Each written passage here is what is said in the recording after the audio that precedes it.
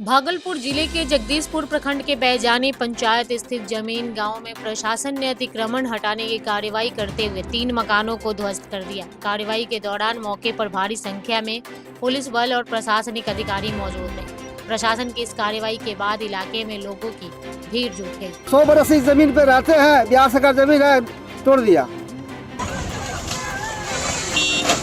प्रभावित परिवारों ने प्रशासन की कार्रवाई पर सवाल उठाए हैं। पीड़ित मदन शर्मा का कहना है कि उनका परिवार करीब 100 वर्षों से इस जमीन पर रह रहा है। उनका दावा है कि भूमि विवाद से जुड़ा मामला न्यायालय में लंबित है और उच्च न्यायालय में भी उसकी सुनवाई चल रही है। इसके बावजूद प्रशासन ने मकान तोड़ दिया, जिससे परिवार को भारी नुकसान हुआ है।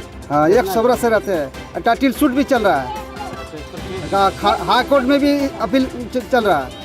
वहीं स्थानीय निवासी पूजा कुमारी ने कार्रवाई पर आपत्ति जताते हुए कहा कि यदि जमीन अतिक्रमण की श्रेणी में आती है तो क्षेत्र के सभी अतिक्रमित मकानों पर समान रूप से कार्रवाई होनी चाहिए। उन्होंने प्रशासन से हुए नुकसान की भरपाई की मांग भी की है। रहा है इसमें सिर्फ मेरा घर ही टूटा। क्यों मेरा घर टूटा? टूटा तो सरकारी जमीन पूरा यहाँ है, सबका तोड़िए, टूटा तो सबका तोड़िए, हम यही चाहते हैं। इधर जगदीशपुर अंचल अधिकारी ने बताया है कि सरकारी भूमि पर अतिक्रमण के आरोप में कुल 8 परिवारों को चिन्हित किया गया था। जांच में पाया गया कि इनमें से 5 परिवार भूमिहीन है और उनके पास रहने के लिए कोई जमीन उपलब्ध नहीं। सरकार की नीति के तहत ऐसे परिवारों को वैकल्पिक व्यवस्था किए बिना बेदखल नहीं किया जा सकता, इसलिए फिलहाल उन्हें राहत दी गई है।